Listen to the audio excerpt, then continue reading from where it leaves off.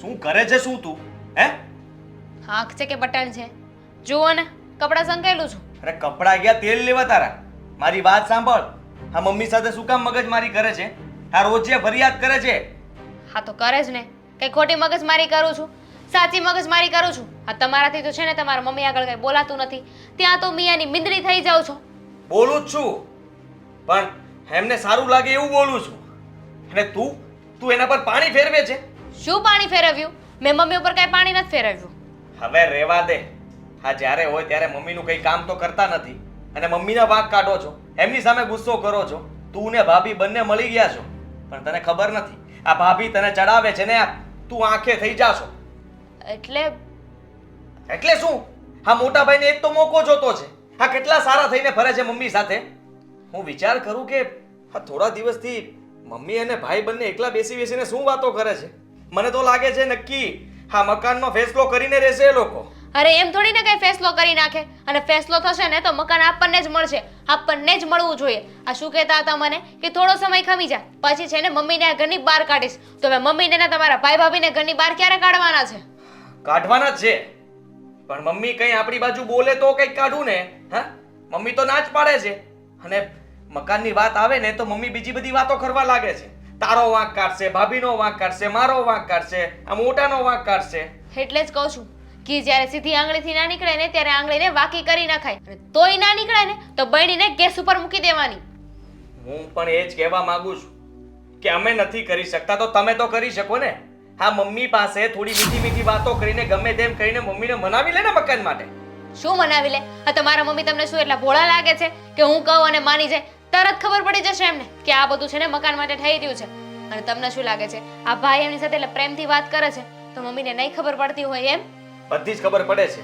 Mummy સારી રીતે ઓળખી ગયા છે મને, તને, મોટાને, ભાભીને, બધાને કે આ ચારેય છે ને સપેલા છે. અને સાલા આ બધા ગમે એમ તો મકાનની પાછળ પડેલા છે એ પણ મમ્મીને ખબર જ છે. તો એટલે જ કહું છું હવે તો છે ને ઝટ ફેસલો કરી જ નાખો. દૂધનું દૂધ ને પાણીનું પાણી, કાં તો આ પાર ને કાં તો આ પાર. જો મમ્મી પાસે જાઓ અને એમને કહો કે હવે છે ને મકાન અમારા નામે કરી નાખો. બહુ પ્રેમથી વાત કરી લીધી, હવે છે ને ફેસલો કરવાની સમય આવી ગયો છે. તો તું જ કરી આવ ને. હું શું કામ જાઉં? ફેસલાની વાત છે તો તું કરી આવ પછી હું આવીશ. કાંઈ જરૂર નથી, તમારે જવાનું છે. અને મમ્મી સાથે સીધી વાત ના કરી હોય ને તો જઈને તમારા ભાઈ સાથે વાત કરો. કયો એમને પ્રેમથી કે આ ઘર ઉપર છે ને અમારો હક છે.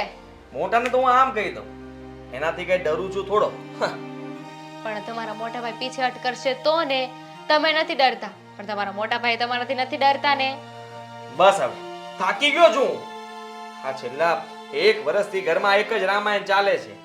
હા કોઈ રૂપિયો તો બતાવતો નથી અને ઘરમાં કંકાસ, માથાકૂટ અને આ મકાન મકાન મકાન. આ સપનામાંય મકાન આવે છે હવે તો. એટલે જ કહું થઈ જાય ને તો બસ.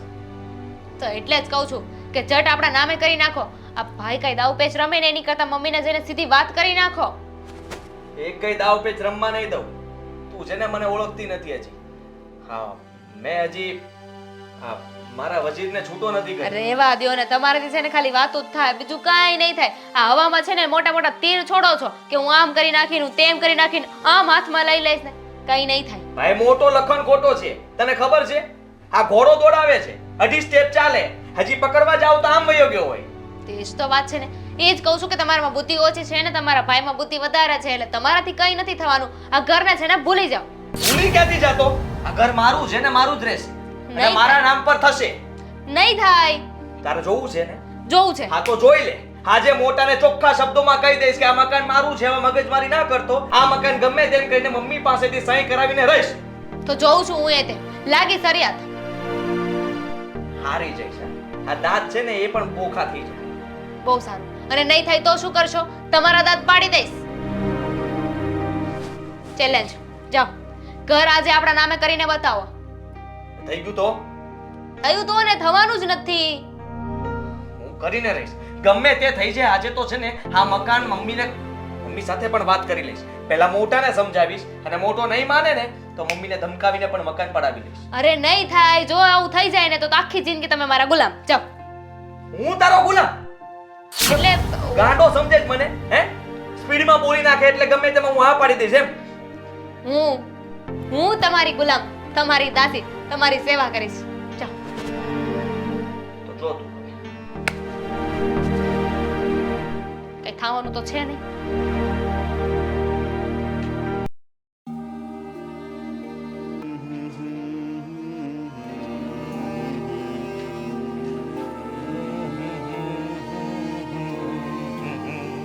ઓહો આજે તો બહુ મૂડમાં લાગે છે ને. ભાઈ તારે પૈસાની જરૂર હતી ને? પૈસાની તો બહુ જરૂર છે. તને તો ખબર જ છે કે ધંધો અત્યારે કેવો ચાલે છે. કેટલા જોતા છે? કેટલા એટલે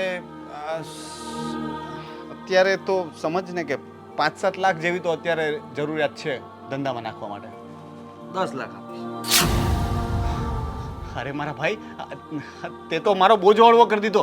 આટલા બધા પૈસા એક સાથે અરે તો બિઝનેસ સેટ થઈ જશે અને હવે તો લોસ પણ નહીં આવે. પણ તારી પાસે આટલા બધા પૈસા ક્યાંથી આવ્યા? અરે એની ચિંતા છોડ ને મોટા. હું શું કહું છું કે 10 લાખ રૂપિયા તને આપી દઉં તો તું અને ભાભી આ ઘર છોડીને જતા રહ્યો ને. એટલે એમ કે આ ઘર મમ્મી પાસેથી હું નામે કરાવી લઈશ. 10 લાખ રૂપિયા તારે સાથે જ જોતા છે, હું 10 આપું છું. 10 લાખ રૂપિયામાં તારો ધંધો સેટ કર પાછો. હા મેં 10 લાખ રૂપિયા ધંધામાં જોઈએ છે એમ કીધું. 5-7 લાખ રૂપિયા જ કીધું. તે 10 લાખની ઓફર કરી એ ધંધા માટે કીધું. મેં મકાનના બદલામાં 10 લાખ નથી કીધા. ઠીક છે? અને મકાન આખું મારું જ છે તો હું તને પૈસા આપું ને તારે 10 લાખ જોઈએ છે હું એડજસ્ટ કરી લઈશ. તું ચાલ નીકળ ઘરમાંથી. ફરી ગયો ને? ફરી તરત ફરી ગયો. ફરી નથી ગયો. તારી જ ઓફર તને ક્યાંથી આપી. પૈસા આવી ગયા તારી પાસે? મારી પાસે નથી. મેં કીધું હું એડજસ્ટ કરીશ. હા મારો પણ સિબિલ પડ્યા સ્કોર છે. મારો સિબિલ સ્કોર સારો છે. મને લોન મળી જશે. હા ભાઈ લોન ખબર છે મને કેવી લોન મળી જશે. તો મારી વાત સાંભળી લે. આ મકાન મારું છે ને મારું જ રહેશે.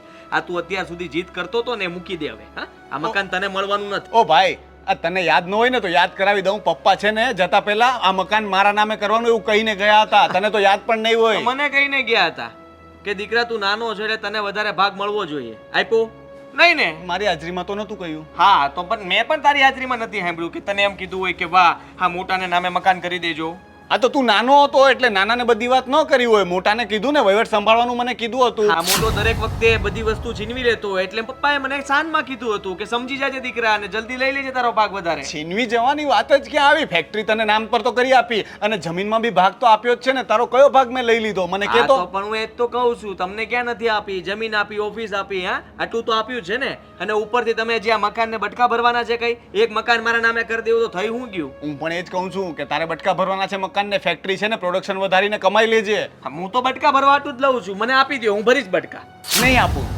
કેમ નહીં આપું એટલે? મારું છે શું કામ અરે કોણે આપું? કહ્યું? અરે હું કહું છું ને મારું છે. તમે તારા રસ્તા- મારે તને પૂછવાની જરૂર નથી. સમજતા નથી તમે. આ રસ્તામાંથી હટી જાવ ને તો આમ મમ્મી પાસે સહી કરાવીને મકાન મારા નામે કરાવી લઉં અને પછી મને દયા આવશે ને તો વધારે પૈસા પણ આપી દઈશ 10 ના બદલે. હું આપીશ તને બરાબર પણ મકાન તો મારા નામ પર જ થશે. આજે પણ મારા નામ પર છે ને કાલે પણ મારા નામ પર જ રહેશે. તને મકાન નહીં મળવા દઉં.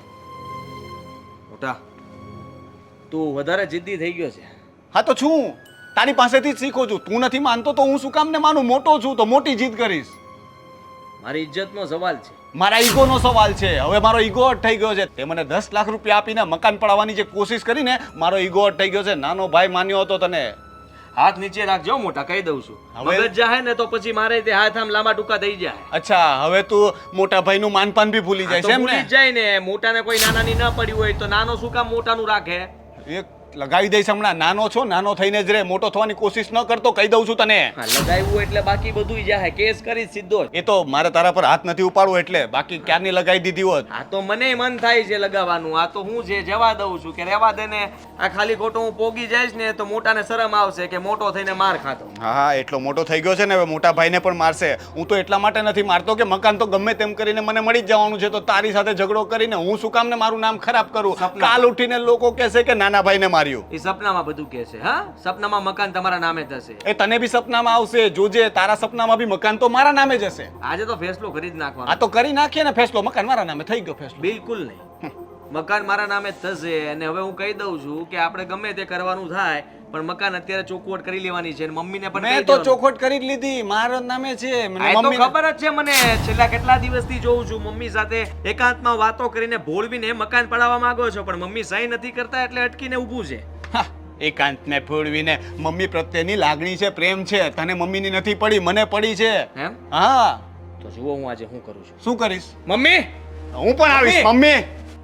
મમ્મી મમ્મી મમ્મી મમ્મી મારી વાત સાંભળો. મમ્મી મારી વાત સાંભળો. પહેલા હું કહીશ. હું મોટો છું. હા તો શું થઈ ગયું? આ તો મોટો છું તો વાત કરવાનો પહેલો હક તો મને મળે કે નહીં? અરે બધી જગ્યાએ પહેલો હક ના હોય. સાંભળો મમ્મી. મમ્મી વાત એની સાંભળી લો, પણ કરવાનું હું કહું ને એ જ છે. હે બિલકુલ નહીં થાય. હા તમે છે ને મકાન મારા નામ પર કરી દો એટલે વાત પતી છે. શું કામ? હું મોટો છું એટલે મકાન તો મારા નામે. મમ્મી મકાન મારા નામે જ થાય ને. હું મોટો છું ને, પહેલો હક મારો બને ને. તો કાલ તમારે આપવાનું જ છે ને મકાન. હા, તો તો એ મને આપી દો ને. આ લાયક નથી મકાનને. અને એમ પણ અત્યાર સુધી બધા પૈસા દબાવીને રાખ્યા છે. તમે છે ને આ ઓફિસનો બધો વહીવટ આને સોંપી દીધો છે, ફેક્ટરીનો વહીવટ મને સોંપ્યો છે.